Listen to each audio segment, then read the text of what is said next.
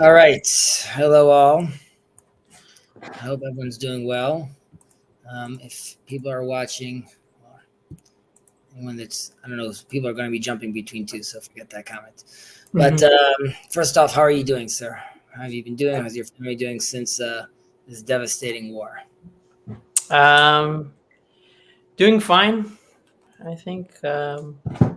It's been a week and a bit. So yeah, already feels like we've A been at. lifetime ago. Yeah, but yeah, family's okay, but you know, shaken but motivated. Shaken but motivated. Yeah, you really are seeing beautiful responses from the people of Israel. I think the leadership is a fail, but I think the people themselves are really stepping up to the plate and really revealing Mi Ka'amcha Israel, who are like your people Israel. Just Mhm. like it's because it's not 7 degrees of separation with Jews, it's like 1 degree of separation. It's everyone is volunteering and supporting and helping and packages and deliveries.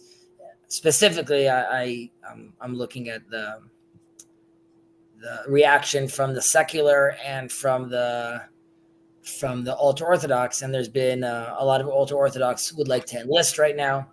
So it's not that I want them necessarily to enlist. It's just I want people to realize that we are doing this thing together. Sorry that I'm talking about Zionism. I'll fix it, Jacob, by saying I hope that the Jewish people will recognize how they need to accept the yoke of God on them, and hopefully Israel will become the proper state it was supposed to be. Um, Yeah, but uh, I think the situation in Israel kind of just to kind of like it kind of puts an emphasis on the difference between there's the political Zionism, and then there's the existential Zionism. Like it, like there's a reason why history has brought us to that place at that particular point of time, and that's because usually stuff like this will happen, and then people will just need to move or just build up whatever they could. Right? The Jews would have to do that, and now there's actually a chance where you can improve the situation and not let it happen again. So that's a uh, different Zionism. yeah, I listen. To me, this is all like on biblical scale. Depending on what will happen, we'll see if it's actually biblical. But to me, this is, and if there's a book I think you'd find fascinating if you're down to read it. Um, it's called Hesped LeMashiach, a eulogy for Messiah by Rabbi Yuda Leon Ashkenazi. Hmm. Mini two, and it's like reading it, you tremble because it's so relevant to like what Israel's dealing with right now. But this also relates to the relationship between Mashiach ben Yosef and Mashiach ben David, and it relates to them each recognizing themselves as such, each recognizing the other and understanding its necessity. But hopefully the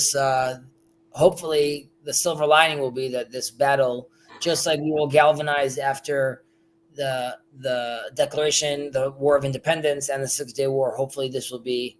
If we were in Rashit Tzmichat Geulatenu, then hopefully we could be in the next part of the chapter Hmm. after this war. And yes, Israel will always be different, and um, I hope the sons of this new generation, my kids, are merging into a new Israel, and hopefully one that is um, more, I would say, more connected religiously and more connected. I want to say democratically, I guess, but basically, like really trying to balance that and be a proper light to the nations. Having said that, the learning that we'll be doing now is in commemoration of all those who have lost their lives, and uh, and it's totally fine if you want to use this to all the ones that innocent that lose their lives in Gaza as well. Ashrei Adam Shenivra B'Tselem. All of us are created in God's image. Um, Also, for the captives, of course, our prayers go out to them, and we hope for a swift return for them home safely. Amen.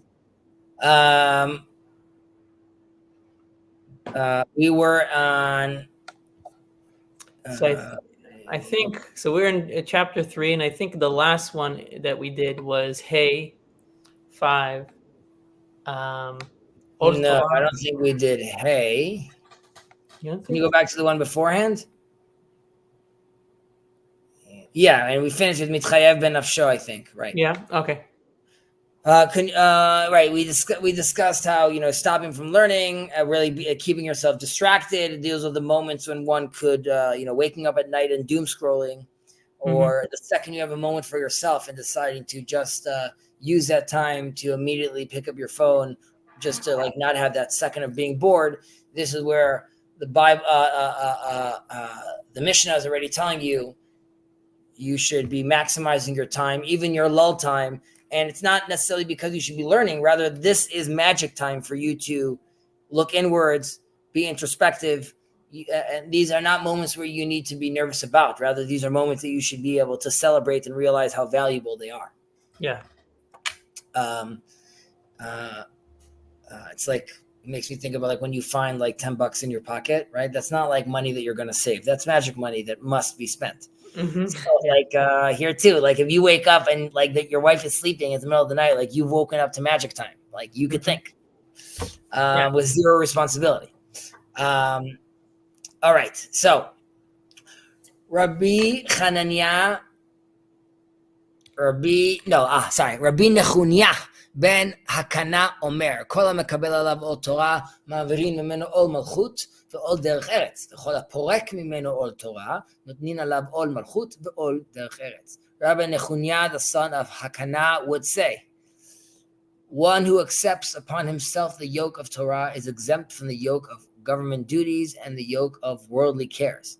The one who casts off the yoke of Torah is saddled with the yoke of government duties and the yoke of worldly care. Okay, so that is... 1 second. There's something wrong with my screen. Please. Hi. I'm just muting myself for a minute.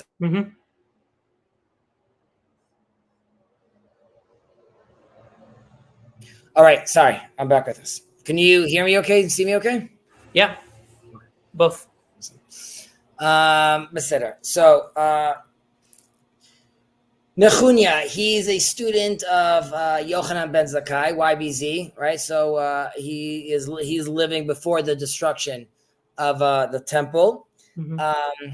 Some say that he was the author, the source of, let's say, the earlier renditions of Sefer HaBahir. This is a seminal book in Kabbalah and mysticism. This is where we're introduced for the first time with Yordei HaMerkava, the chariot descenders, the descenders of the chariot. Chariot being the biblical term from Ezekiel, which according to Maimonides is talking about metaphysics, while the creation story Maaseh Bereshit is talking about let's say physics, in a certain aspect. The reason it's called the descendants of the chariot is because the attitude is that the person's highest value thought in their hierarchy is their worldview. So you need to descend from this palace you created yourself of your own worldview and go into the real depths of reality. So that's the dude we're talking about. Interesting character. And Hakana, Ben Hakana is just the name of his father. It's not to be confused with Kana, like Kfar Kana, which was also up north. So we say, Kol HaMekabel Alav Ol Torah, Ma'avirin Mimeno Ol Malchut Ve'ol Derech Eretz. So it's not only, here we're saying it's not only the study of Torah, right? It's taking on the yoke of Torah, right? So I've used this term before, like the framework or the iOS operating system of the Torah, which is, you're accepting that oculus for how you're going to live your practical and internal life, right? So while, like, according to the Rambam, actually, we're talking about here just like classic Torah learning that we've been talking about before, like pick up your Mishnah and study it and do it with all the versions we were discussing. Right. There's another take in showing, like, you really need to show, and some interpret as you need to show that it's a burden to you in a certain aspect, like you have to work hard for it. But I think specifically giving its counterparts over here, which are the Ol Malchut and Ol Derech Eretz, right? The yoke of government duties and the yoke of worldly cares. I think it's important all of these are considered yokes. And I want to say all of these are considered frameworks and operating systems that we have, right? This is like the social and the culture pillars that we're taking onto ourselves, and the natural pillars that we're taking onto ourselves. And we can decide what is guiding our life. Right? Is guiding my life what TMZ is saying, like the culture and the new look, or what's guiding my life, the Torah? And in a certain sense, it's not like if you don't study Torah, if you are studying Torah, you are now, let's say, exempt from taxes. While there actually are some that interpret this as you are exempt from taxes, like we've mentioned in the past, where there's versions where the very learned people, the community pays for their Torah study. Or like when we said aselech harav, meaning like make yourself a rabbi, someone that's going to also, in some versions we said that gets interpreted as he'll be your patron basically and allow you to study. So there's that interpretation. However, I'm not saying that you don't have to pay taxes. I'm saying that thinking about taxes and bills is not going to be like the thing you're thinking about, right? People talk about, like, death and taxes, or like if you accept your operating system as the Torah, and that's the main yoke you have on, the other yokes are just not as heavy. They don't weigh you down as much. But if you decide to take this yoke off, right, and you decide that you don't want to be like deeply involved in the in the study of Torah, then you are really going to feel those concerns from, everyday secular concerns and government concerns. They suddenly become the real for you. And right, it's a question of a hierarchy. What do you hold? What do you hold most value? What are you optimizing for? Exactly. So everything else is like a sub goal. Right. I do have a question, just about something specific that you mentioned. I don't know if you mentioned that the Rambam looks at this like this, or this is just part of the commentary. Yeah. General commentary. But you mentioned how you need to show that it's a burden on you at all. Yeah. How does that play out with the fact that studying Torah should only be done with joy? And I'm guessing also just doing mitzvot is also, all of that interaction should be done with joy. So how, if it's a burden, how can one be joyful? That's a totally fair question, and I think that turns into like more of like similar to like the fear of God, which is not like the fear you have from, let's say, a terrorist, for example, right? This is like reverence, and the yoke you're taking on, this is a yoke that you're taking on sort of with, when there's people in the gym pumping iron, there's a lot of endorphins being sent, and they're super pumped about it as well, even though it's extremely hard for them to do it. And that is the extra effort that you're putting inside. No one wants to see someone walk into the gym like whistling the whole time and like walking out. Rather, you need to show the amount of effort you're putting on. And sometimes, like, there's people in the gym that decide to like yell and make extra sounds while they're working, because like it's really difficult for them to pick up this dumbbell, right? So I don't work out, and I don't have like a workout culture, but that's what they say.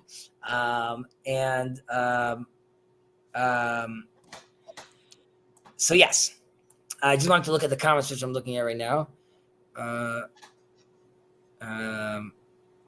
This Dan Smith, Joseph needed to establish the first recorded clergy tax exempt classification. There you go. He was setting up the groundwork to allow the ultra orthodox not to work in Israel.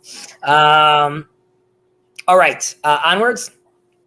Yeah, onwards. Yeah, okay. It's just I don't think it's just very interesting to consider the physical metaphor we're talking here about like the spiritual, but it's and obviously not only spiritual, but this is daily life. But how just this playing out of joy and burden, suffering, and how it's so hard to think about it in terms of like like separating those. Sometimes those are like even in the physical. I don't know. There's something there. There's a difference though between the study of Torah and the yoke of Torah, where like you should be studying Torah obviously when you're joyous. But the yoke of Torah is the framework you're taking on. And in that framework, it means you can't eat that food that you really wanted. That's not joyous necessarily in that moment, but that is the yoke. It's difficult for me to do this. I wanted to go out, but I can't go out because right. The cheeseburger looks really tasty, but I won't have it. Right. I won't have it. And but that is, that is the idea of, it's much more gratifying when you've put in the effort.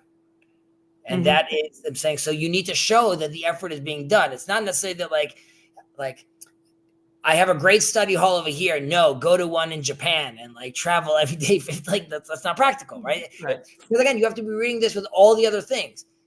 Assuming you have a job, assuming you have money, assuming you got married, like all the other stuff that they first already, the mission at the same time is putting into place for you. Like, well, obviously don't do it if like, you're going to be studying like, like in a stinky place. And obviously like, so they're already controlling for so many of this like quote unquote yoke, very difficult yoke that you're taking on. However, it's saying that you have to realize if you're just like on flying on automatic, then you're not feeling the yoke of the Torah because it is limiting in a certain sense. It's that limitation allows for you to ascend and reach higher heights, but there's a process of that, and we have to be removing the peel during that process. Yeah. Right, or like the cocoon, right? That process is painful. Right.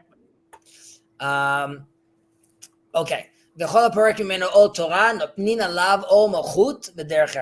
So like we just said, on the flip side, that's what happened if you decide to live in those frameworks, and you're going to be stuck arguing about did or didn't the Kardashians, fill in the blank, whatever the next scandal is, if there's still a thing, the Kardashians. I'm not sure. Okay. Next, number 6. Rabbi Chalafta ben Dosa, ish kfar Hanania, omer, 10 שיושבים ועוסקים בתורה, שכינה שורה ביניהם, שנאמר, אלוהים ניצב בעדת אל. ומניין אפילו 5, שנאמר, ואגודתו על הארץ יסדה. ומניין אפילו 3, שנאמר, בקרב למשפוט. ומניין אפילו 2, שנאמר, אז נדברו יראי אדוני איש אל רעהו, ויקשב אדוני וישמע. ומניין אפילו 1, שנאמר בכל המקום אשר אזכיר את שמי אבוא אליך וברכתך. Let's just read this in English as well. Rabbi Chalafta, the son of Dosa, of the village of Hanania, would say, 10 who sit together and occupy themselves with Torah, the divine presence rests among them. As it is stated, the Almighty stands in the congregation of God, in Psalms. And from where do we know that such is also the case with 5? From the verse, he established his band on earth. It's the best band on earth. And 3, from the verse, he renders judgment in the midst of the tribunal. Also Psalms. And 2, from the verse, then the God-fearing conversed with one another, and God listened and heard. Malachi. And from where do we know that such is the case, even with a single individual? From the verse, every place where I have my name mentioned, I shall come to you and bless you.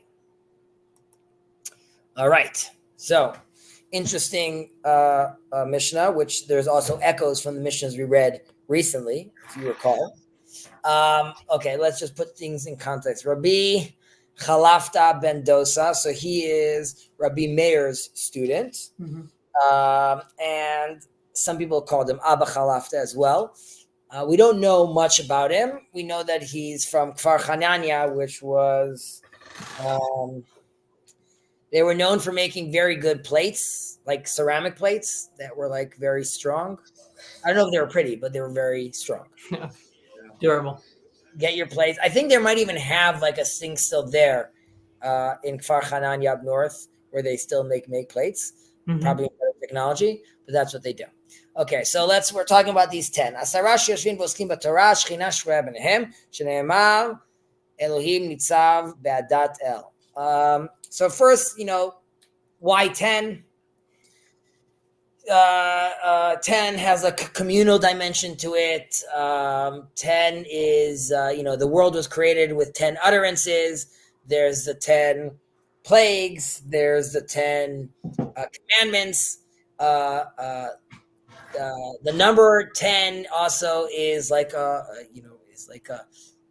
shows on multiplicity. Like, there's more to it that grows. However, that's why the letter Yud is 10, which is like, it's a dot. So it shows like unity in multiplicity. It's like a center dot, but it represents multiplicity. So we have a lot of numbers that we've discussed over here, like 3, 5. And so like 10 is also one of those heavy hitter numbers. So we're not surprised that we are seeing the number 10. Mm-hmm. There is a difference because you could ask off the bat, like last time we ended also saying it could be 2 or it could be 1 when we had a certain discussion. So like there is a linguistic difference over here. Last time we spoke about that shtaim sheyesh benehem, that have been between them Torah. Here we're talking about people that oskim b'Torah, Torah, that are dealing with Torah itself at like a different level, where you're saying that like sort of if it's between two people, then you sort of know it's legit that they're talking about the Torah, because that's the point of conversation that two people are having. When it's 10 people, if it's just a conversation, then that could really go all over the place. When it's 10 people, but they're focused on it, then like we could see more that like it makes sense that God would be there, because that is a specific discussion about the Torah. Mm-hmm. As far as like the verse it uses over here, Elohim nitzav be'adat el, and in English it was the mighty stands in the congregation of God, right? So this the congregation there is specifically talking about. We see the word congregation is also used in Edah, which was used with Chet HaEgel, with the calf, mm-hmm. And there the reference that it was talking about 10 people. So this is where they learn that Edah and Edah is talking about 10 people. That's at least like what the commentary has taught. That's what we learn, that we're talking about 10 people over there. And obviously, if it's an Edah, if a congregation actually did establish itself, then it's sort of demanding of God to be present as well. So that's is the story, the having a minyan is like from the spies, and is that's also 10? I don't know if they use it. Sorry, not the golden calf, the spies. The spies. Okay. Chetem Meraglim. Sorry. Chetem Meraglim. Okay. Correct. That's the Edah that we learn about the 10. Okay. Right. Okay. Good on you. Just those are the two big sins, and I blundered them. Yeah. Okay. Minayin afilu chamisha sheneemar, we say ve'agudato al aretz yazda. So here too, aguda. You could also learn about it from like we just had Sukkot, where you do an aguda, you bring all the different plants together. But aguda is usually shown as 5 fingers that are brought together as one. And this is not like 10, right? So this is less than the 10, which is more, like we said, communal. So this is strong. It's defensive, but it's still it's still oriented properly. So you can be like, it's more of a defensive stance as a fist, which would be like is less ideal than the communal, which is already more accepting. But nonetheless, even defensive-ness, apropos our situation right now in Israel, there's still a solid orientation to that. And that's why God still, he is still the foundation of that orientation of the Agudah. So therefore, he must be there as well. Yeah. Uminayin afilu shlosha. And where do we know about 3? Shenemar bekerev Elohim yishpot. So here, this is very specific, where we're talking about 3 over here. Elohim is in the context of the judges, of the dayanim, people that are are a court system in Jewish law, and there we learn in Jewish law that the minimum for a court system is of 3.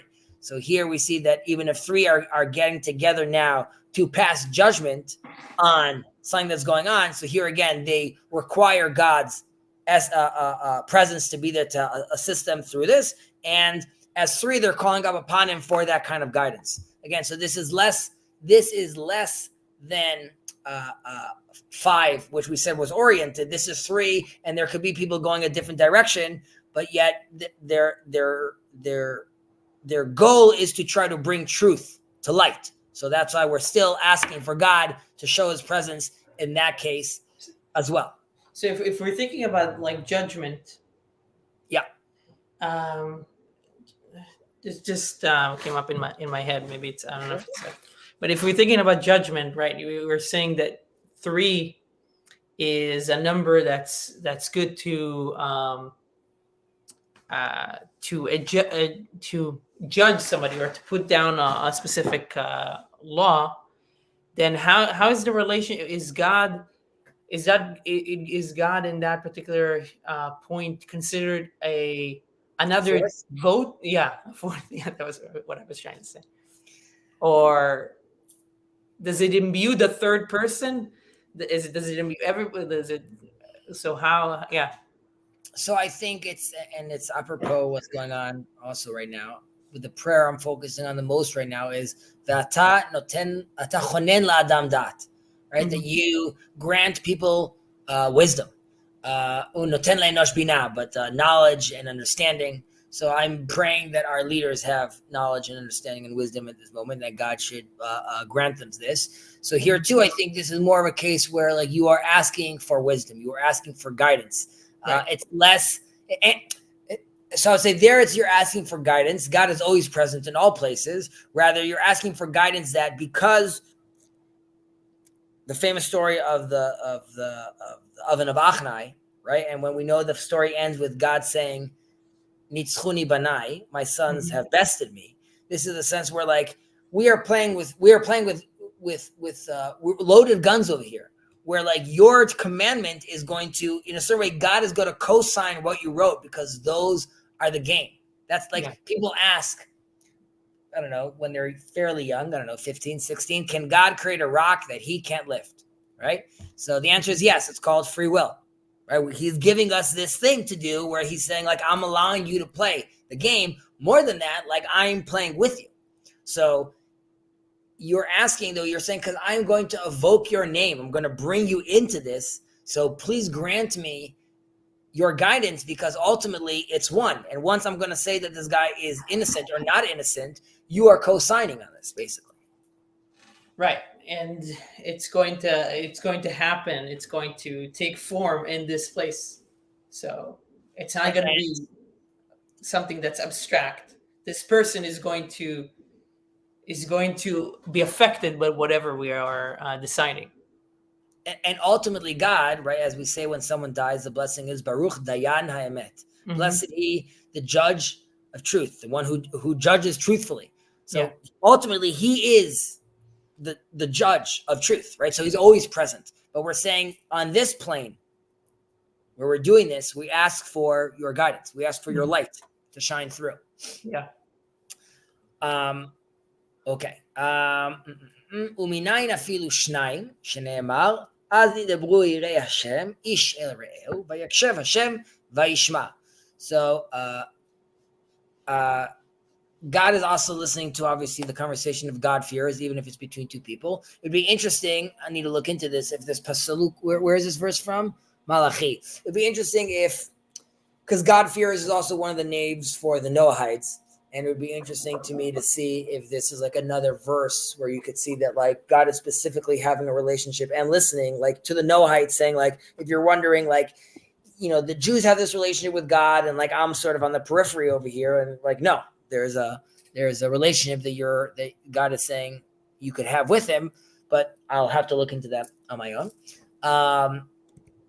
I think what we should notice over here, we could also ask, like we said 2 over here, right? And we said 2 last time. So why the repeat? Yeah. And I think here you have the focus on Az nidabru yirei Hashem ish el re'ehu vayakshev, right? So it's reminding you that even the conversation with the two people, if one is not listening to the other, then it's not considered anymore.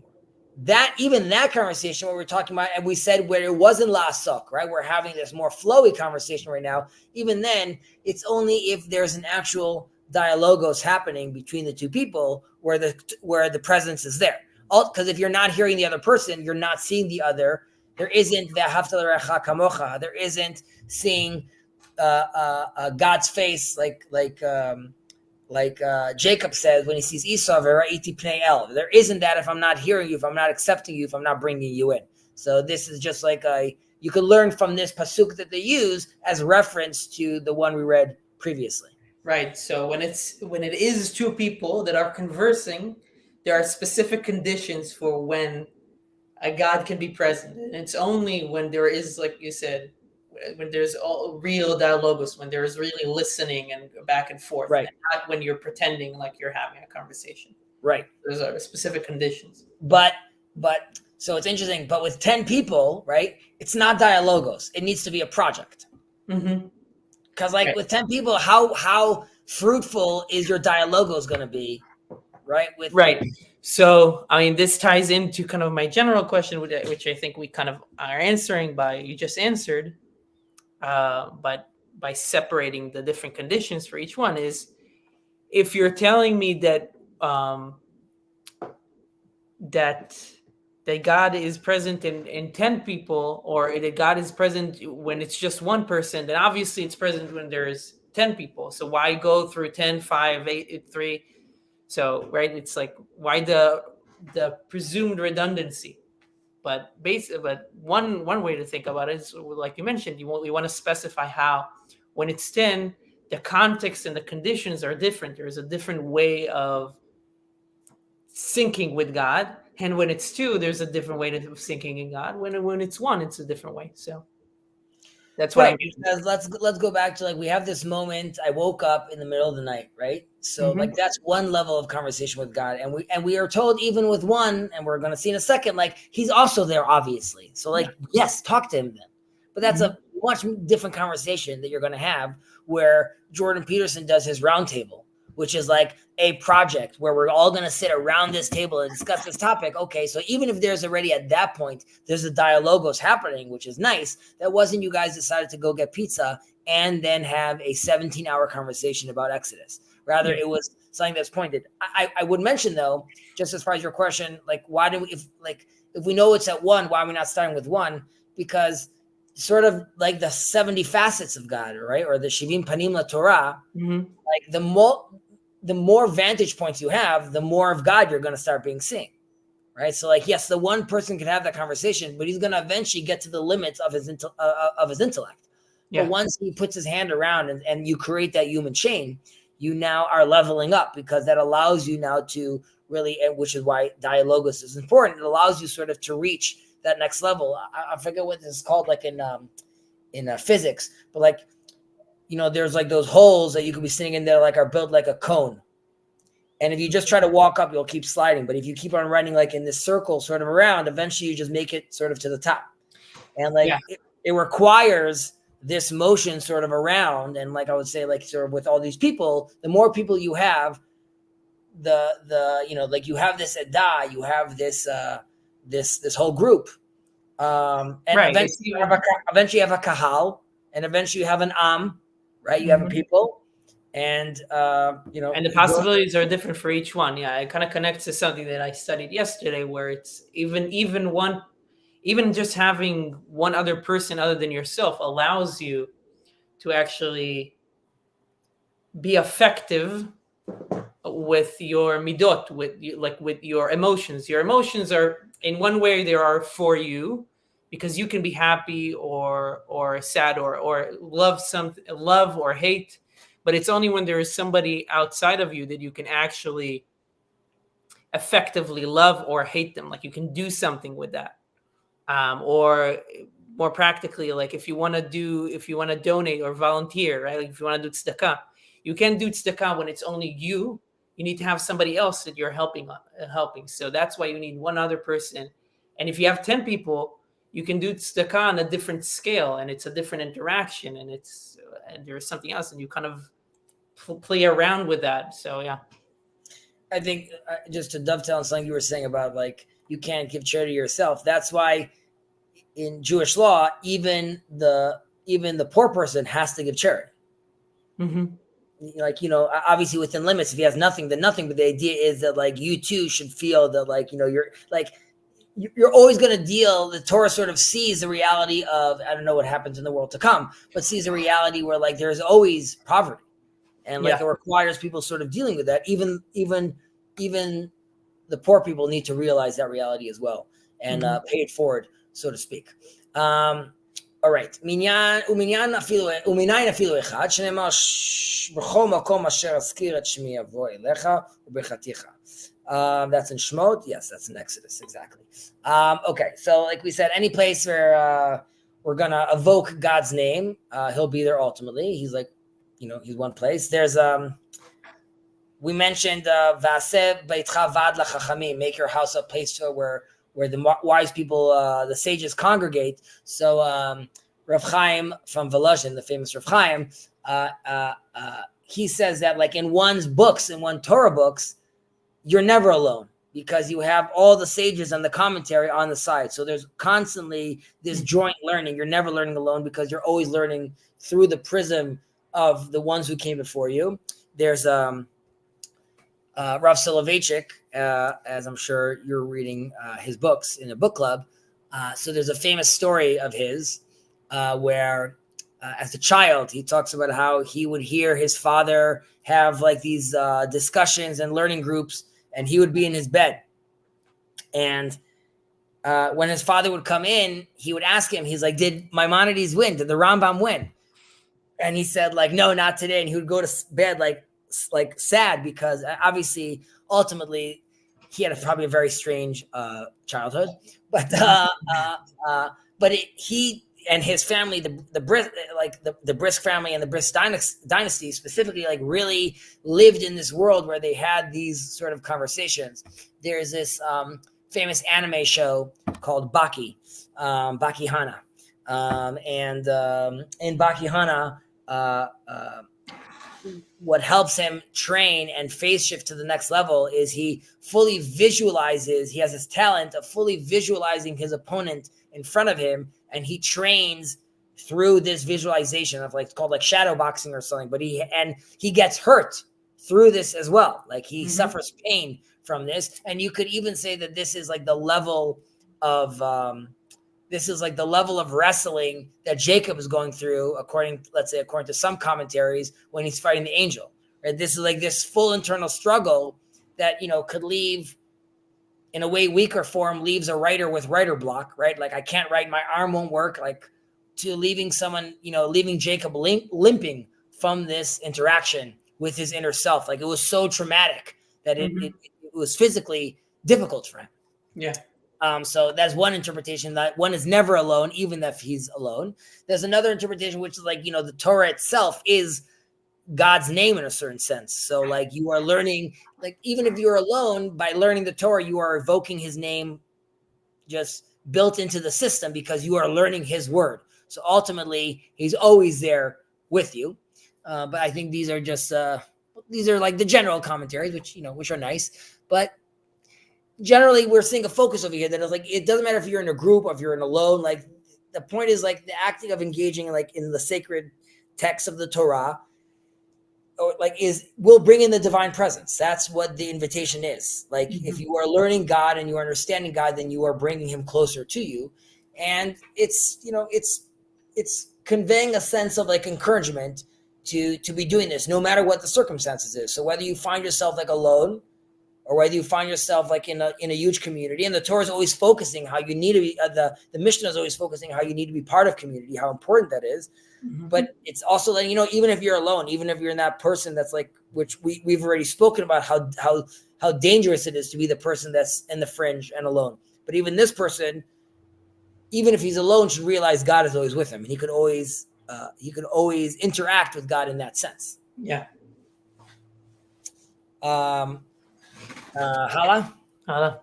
Okay. Scroll down if you don't mind. Let me just also make sure that hitting our comments. TLC everywhere all at once. Yeah. But this is serious, not casual. Right. Okay. Okay. Beseder. Okay. Where were we? You scroll down? You did. Yeah. Rabbi Eliezer Ish Bartuta Omer. תן לו משלו, שאתה ושלך שלו. וכן בדוד הוא אומר, כי ממך הכל ומידך נתנו לך. רבי יעקב אומר, המהלך בדרך ושונה, הוא מפסיק במשנתו ואומר, מה נאה אילן זה, ומה נאה ניר זה. מעלה עליו הכתוב כאילו מתחייב בנפשו. I just see Plevis is writing over here. Plevis, thank you for earlier, Chezi. No insult intended from my end. Plevis, not at all. I'm not fully sure what you're referencing. Like, I didn't see a comment of yours that I found offensive. But all love. We're all working through a lot of stuff, and I'm glad that you're here. Rabbi Eliezer Elazar of Barbosa. It sounds like he's like a pirate. Barbosa would say, "Give him what is his. Give him what is his. For you and whatever is yours are his." And as David says, "For everything comes from you, and from your own hand we give it to you." Rabbi Yaakov would say, one who walks along a road and studies and interrupts his studies to say, how beautiful is this tree? How beautiful is this plugged field? The Torah considers it as if he had forfeited his life, always with these extreme closers over here. Yeah. Okay. So what do we have over here? So first of all, we have Rabbi Elazar, this dude from Barbuta. So he was famous for keeping a lot of the commandments, a lot of the mitzvah, doing a lot of these righteous deeds. And he was also really known for being extremely, extremely giving, a philanthropist of sorts. They gave a lot of charity. They say that, I'm sorry? That makes sense based on what he's just saying. Exactly. That makes sense based on what he's just saying. And so much so that they would say that the poor people of the town wouldn't ask him for money because they would fear that he would give them everything and he'd be left with nothing. Because they're like, you don't need to do us any favors. We know you're really, really into doing those stuff. Yeah, it kind of reminds me of my mother-in-law. Like, we know that we shouldn't say, "Oh, what a nice plate," or "what a nice," like, because we know once we say that, she will give it. I joke around that my wife is like the nicest person in the world, and that, like, if she was being mugged, she would tell the guy, like, "I'm so sorry, I didn't bring my credit card. If I would have known, I would have brought. Like, I'm just like, I only have small bills. I'll quickly make them for you." So, anyways, I get that. Okay, so we say, "Ten lo mishalo, shata v'shelcha shelo." Big statement over here, right? Give him what is his, God being his, for you, and whatever is yours are his. So ultimately, when one gives charity, he should feel that he's giving ultimately what is God's, right? Everything here is God's. Everything we have, everything we own, all comes from God. So when we give charity, we want it to feel like I'm giving something of my own and I'm losing. Rather, I'm just paying it forward, so to speak, like we were saying earlier. There are some interpretations. Sorry, go ahead. So just to make sure, like, when you just said that, you said it's for God, but like, if I look at the Hebrew, I didn't even consider it. I thought it was just two people. Ten lo mishelo, like, give the other person his. Because obviously in the Hebrew, like, you can't tell if it's like a person or a God. There's no capital, let's say, where you have like capital H. So I'm assuming there's commentaries on how it's either. Well, you could be looking at this at multiple levels, as in give it to your neighbor, because ultimately it only works though if you bring in what I said on the former. Like, give your neighbor because ultimately what's yours is his. That's because ultimately what's his and yours is all God's. Right. So it's the next order basically at that point. Now, this is like an intense line, if you think about it, like, because you could very quickly get to a place, and I'm just thinking about it because I mentioned this in the last stream, like a few, like whatever, an hour ago, that ultimately this is what we saw humans used to do. You sacrifice yourself because that is the ultimate, because I'm yours. And that's how you could really feel like you fully have given yourself, which people in ecstatic conditions have done many, many times, right? The Aztecs, like they're all going up because like this is really the ultimate sacrifice. Like I could give you a calf, I could burn some incense, but like here is like a virgin, right? Like and like in a real sense, like if you look at this statement, that is where it leads you to at the end of the day. That is like the logical conclusion. If you want to give back, you are giving back all of you at the end of the day. However, even just praying and giving tzedakah, and even just praying and studying Torah is like you're giving yourself. You're like you're taking away from things that you could do, or from things like even if you consider your family, like you're not spending time with your family, you're going to somewhere else. So it's also giving up parts of yourself. What I'm challenging is I'm saying a statement like this is sort of telling you then like why ultimately am I not giving myself me?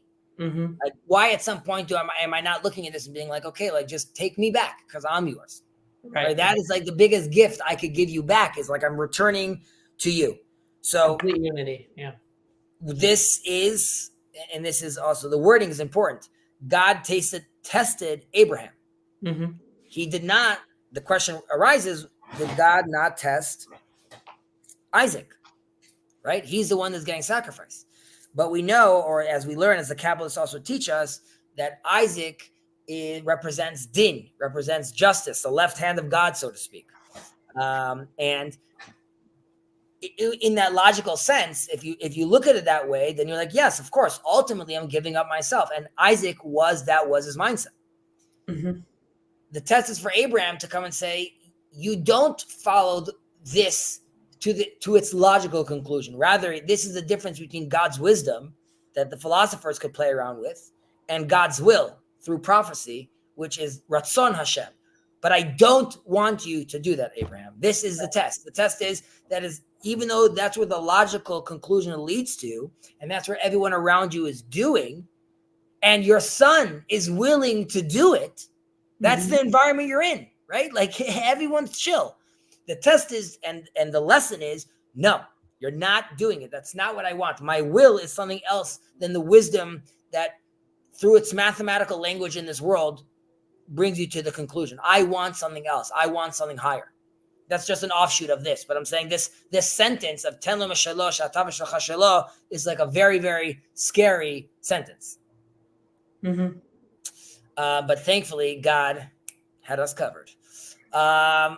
Okay, we'll move on. V'chen David, what's the source for this? We say David. V'chen David omer ki mimcha kol u'miyadcha natnu lecha. Right. So this is what when King David is collecting treasures for the temple. These are things that are given to him, and he's telling the people of Israel, "Give me your treasures and don't hold it close to your heart, because ultimately all of this is his." Mm-hmm. Also, there you could also look at this as saying, yes, God gave me life, but now forever I'm walking back to this same point of being like, since I'm born now, I'm always going to have to give him back. To that, the answer would be, this is really mechadesh kol yom ma'aseh bereshit. This is God that's not just the God of the Big Bang. Rather, this is this is not just the unmoved mover that did one move and stepped away. Rather, this is the God that every single day is involved in sustaining life and creating life. Some who want could interpret this as evolution, as this is constantly happening every single moment of every single day, and this is showing how this is constantly we're moving forward towards a certain goal. So God's involvement and God's renewal and God's gift is eternal and continuous. So it brings us back to recognizing that it's not that like we were born or one day when 13.8 billion years ago. Rather, here today, now at this very moment, it's still all His. I'm a big fan of God. So what we're learning over here is we're really seeing like that, like it's also reminding us that ownership in general, like, I'm not trying to sound like a communist, but like, is transit. And like we have responsibilities of what that is to steward what we have and really pass it forward properly to the next generation. That could be wisdom, that could be material things, but we have to see how much we focus on these things and how much we see them as like ours. Right. And it's interesting that this is practical at different levels, because obviously in Israel, when there is a Sanhedrin, or assuming then the really all estate is temporary. Right? There are laws like 50 years, 7 years, like you don't really own it. But in a way that kind of like needs to in a fractal fashion needs to shape our whole understanding of this dual existence, kind of like what we spoke about in Sukkot, where you're living in this hut, this temporary hut, understanding that things are temporal, there's this fight, or paradox between like the infinite and the finite. Thinking like what's eerie is, the Simchat Torah, when this devastating attack happened on Israel, is the day that we leave, the first day that we leave the sukkah, we leave the hut. Mm-hmm. And in a certain sense, Israel was leaning back on its kochi u'otzem yadi, right? My power and the strength of my hand, which God always warns us about, right? We had this technological Eden. We had all our informants. We had the best intelligence, right? So that is the stable house that we built ourselves. That's our Tower of Babel. But God says, like, I tell you to be in your sukkah, because the day you leave your sukkah, the second you leave that understanding that this is my game, that's how quickly you could get ransacked. People can be ripped out of their homes, literally. So, this is it's close, touches close to home, like, sort of that interpretation as far as seeing it that way. Yeah. We have to realize that, yes, that these things are temporary, and prioritize them accordingly. Yeah, and I feel like people have this. I'm sure, because I've had this feeling multiple times in my life. It doesn't take a terrorist attack for you to do something like that to you. Even just going to the doctor, and then the doctor telling you have this specific illness now. You suddenly get some kind of like a diagnosis, and you're this is kind of like the, when people say like something else, like something fell on me. Like at that moment, I was completely different, and you realize that like right before that you were one thing, and then right after that you're suddenly a person plus that thing, which is really, it's very hard. It's this gap that you can. It's this experiential perspective I'm trying to tie in, like Verveki here, the gap that you can't experience until you actually have are part of it, or until you actually experience it. So yeah, I don't remember what my exact point what was, but I agree that it's something that you need to experience, and people talk about like, the Jubilee year being like sort of like a utopian understanding of like what could actually be like, we're letting all these people loose right now and we're giving rid of debts, but it could work, like we said, on an individual level. If it starts, there's a famous movie like Pay It Forward, if it actually starts from within the community. And again, like I'm just saying, when I see the people of Israel now, not the government, the people of Israel right now are an example of what that looks like. It looks like everyone in every way, like it looks like these people in these houses are displaced right now, all these communities.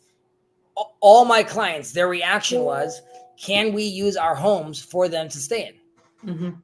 Right? And you'd be like, really? Yeah, really, of course. Give them these houses, give them these stuff. I have this other client, he's a heavy hitter, and he was like, what can I do? I'm like, wait. I'm like, because these people are going to need to come back to communities. Mm-hmm. We're going to have to rebuild these communities, infrastructure. I'm like, if you're a heavy hitter, don't buy right now like 10 bags of food. Donate a community, right? Build, and the attitude is like, yes, of course, that's what I want to do. And that togetherness, that is what it looks like to then have a to be in that mindset, not when you're pushed against the wall, but on the day-to-day. If you recognize that, if you see how much good you could actually do so quickly, how you could galvanize so quickly, right? Like even the protest, they took that energy, right? The protest against Netanyahu, and quickly reoriented into like all these WhatsApp groups that we had, immediately turned into like, okay, these are charity WhatsApp groups right now. So that to me is how you build that kind of reality, how it really looks at those 50 years. Yes, everyone, we want you to go free because that's we have a system that could allow for that. Right. Yeah. And I think that's a beautiful thing. Again, this is my route into understanding this. So this is why I'm mentioning Verveki, but this is the beautiful thing of thinking about the liturgical year, the Jewish year, as a form of a psychotechnology where no matter what, at one point of year, you consider the temporality of life. You go sit in a place and you realize that, like, if it's raining, like then it's going to be uncomfortable, or that you actually need to build something even though you have no idea how to build it. Because all you do is sit and work on the computer, let's say, right? So those things that they force you to realize something, to put yourself in a different place, almost like its own Egypt, right? Like it forces you to go to a place, experience that, and then take that back and apply it, and then make things better in a different way. As Peterson mentioned, commented quite nicely with regards to Nehushtan. Nehushtan was the copper serpent that was made in the desert that eventually we get rid of it because it ends up causing for idol worship. But Moses tells the Israelites that complain about they're dealing with the serpent in the desert and we're dying. And instead of creating a miracle and making the serpents disappear, God tells Moses to create this serpent. And Moses tells the people, whoever looks at the serpent will live, and whoever doesn't won't. And there was an interpretation that Jordan Peterson gave, which was this is the first sense of exposure therapy, which is like there's always serpents in the desert, and there's always a serpent in the garden, going back to the Garden of Eden. How do you deal with that? The ones who look up at the serpent and recognize that like this is reality, you have to take it as it is and move forward, then those people survive. Those who are completely flabbergasted by reality and can't attempt even to look at this, then they're not going to be able to make it. Yeah, even those, just even more practical. If you look at the serpent and you see its shape and you see how it looks, and then you're more likely to recognize it in the wild when you're walking around. So you're going to be more prepared. Yes, and even what the serpent itself symbolizes, coming from the staff. And here you have them both together. The staff is upright, straight, showing proper orientation and order. And you have, and this is always the flip side of Moses, right? He's the basket on the water. He deals with the Red Sea, that he has to split it. And even here, there's a sense where like he throws a stick down in front of Pharaoh and it turns into a serpent, showing it could turn into chaos very, very quickly. This order that I'm presenting you right now, Pharaoh, could turn into chaos very quickly. And the Israelites need to look at this staff and recognize that like this chaos is always existing. You have to learn how to deal with it and wrap it around order. And as we say, watatim shol bo, and you will have to deal. And in a certain way, it's almost the snake wrapped around the tree. Okay, after we eat from this tree and we leave, we have to realize now that we ate from this tree, we have to realize that we're always going to have to contend with the serpent that's around it, with the chaos that is around it as well. Right. And now for some, I'm saying this just so I don't forget it as well. Sure. I just realized that mashal, which is parable, I guess you can say, is also for like timshol, is related to timshol, and maybe the idea there as well is that once you are able to take an idea and to put it in the form of a parable, you truly understand it and rule over it. That's good. I like that. And that's why we see the prophets obviously speak in that language. And there's a sense where like also to us, like if we could understand these prophetic,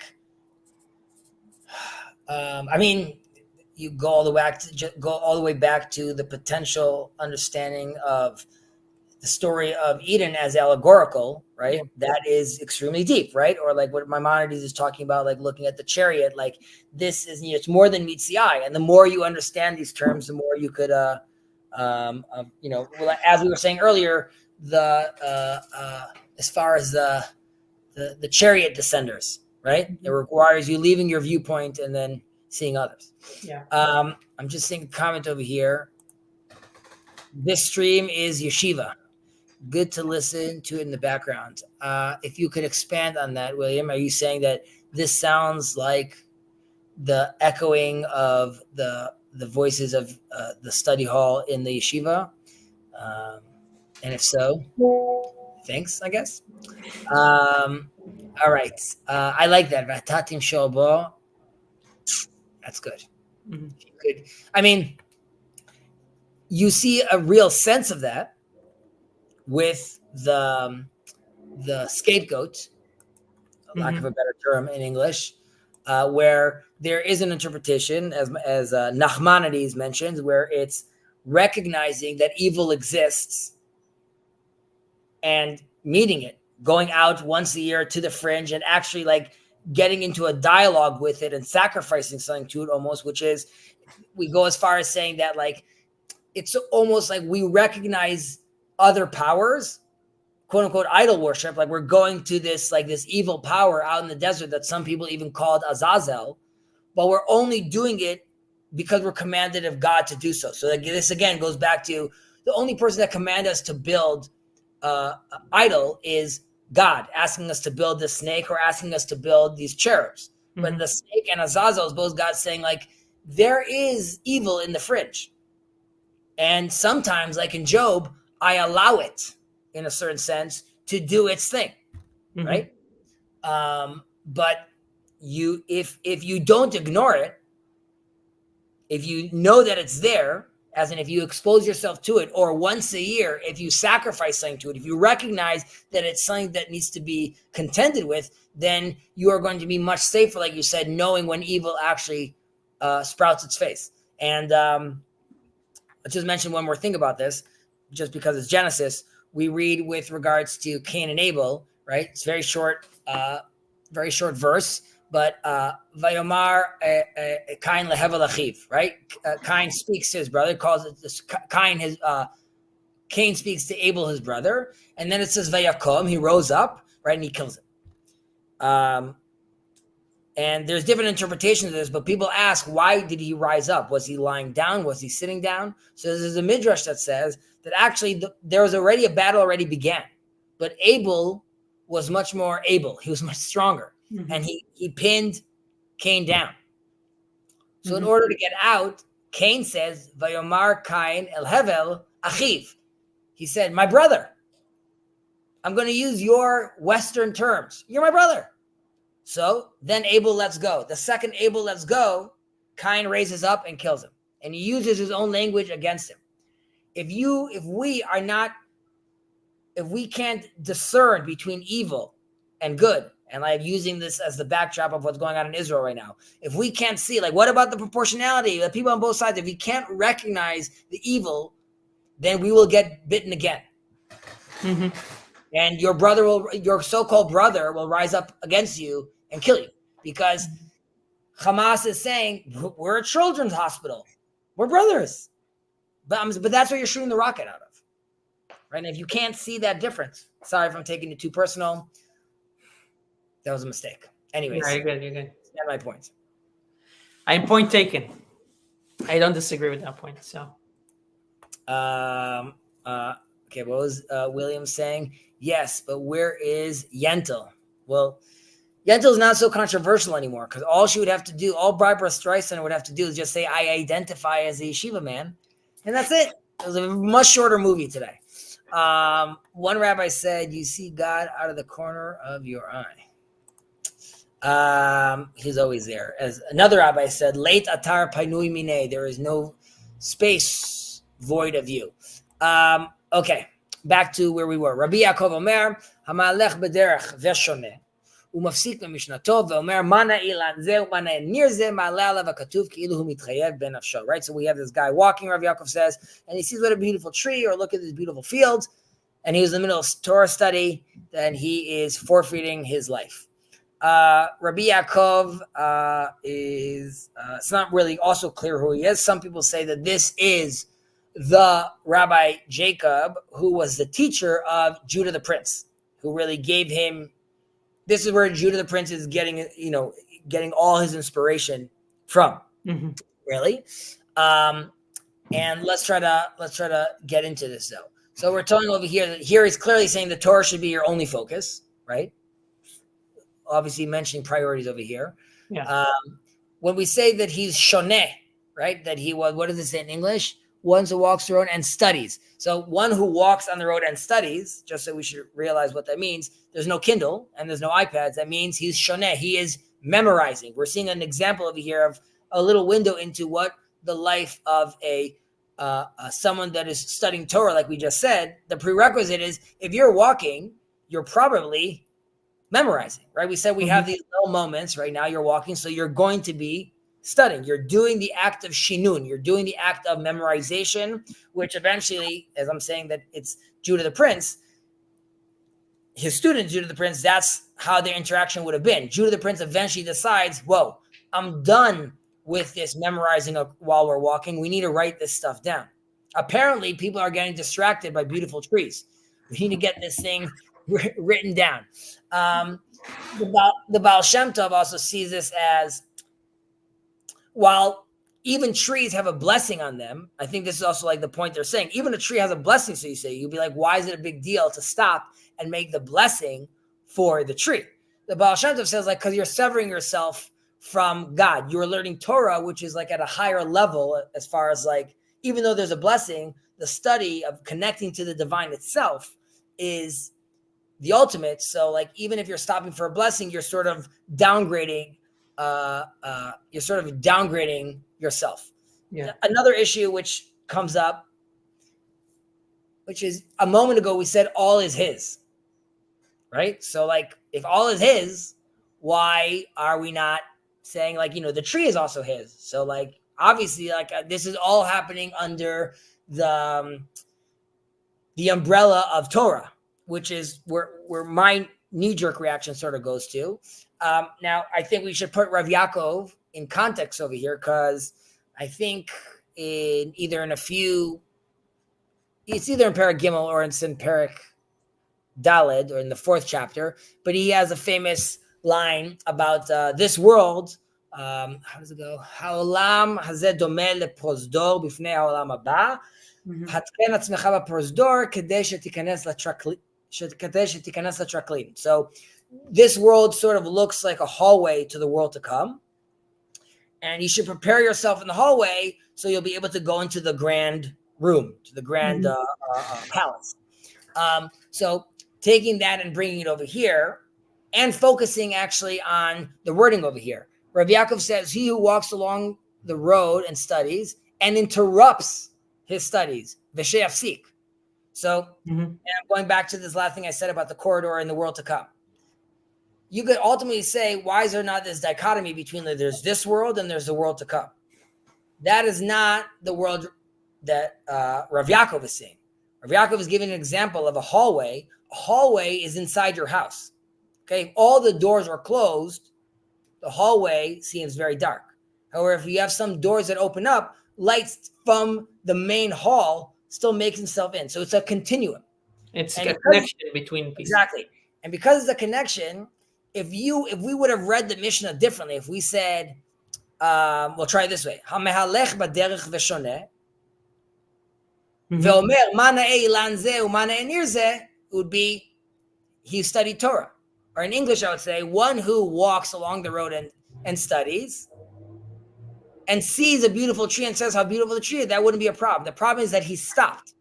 He created this difference between like, I'm going to stop studying right now and I'm going to bless the tree. However, if your mindset is, this is all one flow, right? Part of my study is the appreciation of the beauty, then you could say, then that person is not forfeiting his life. He is Right. someone that's under the umbrella. He is someone that's recognizing that he's in the hallway trying to make his way to the grand hall.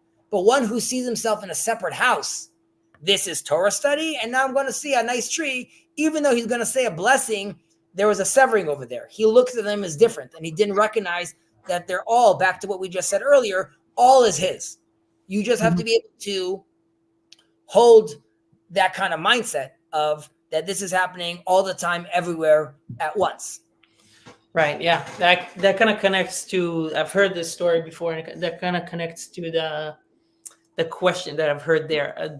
The issue that I've heard there. The issue is not about looking at the tree per se, just by in itself, but the fact that you separate it, that you see that as separate than the work of God, or the Torah doesn't speak about that, or is that's not connected. It's just two separate things. It's almost kind of like thinking about the like you're learning Torah, but then when you're dealing with people, you don't care, you don't really care about them, or you act in an unprofessional way. So you're not really putting those things together.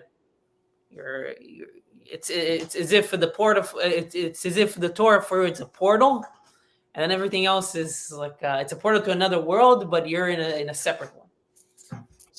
So correct. I would say I would stress even more, even if you recognize that there's a blessing on the tree, it's still, there's like, you're still creating this hierarchy. And if you create the hierarchy, which is not ideal, it's almost like sort of like now it's too late. Like now you're forced to act by that hierarchy. Yeah.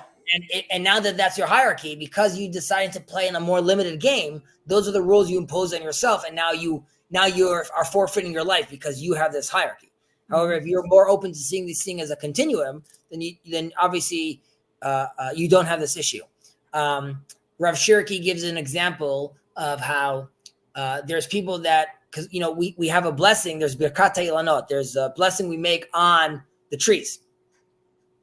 So there's people that run to do it because they want to be Zrizin Makdimim Mitzvot.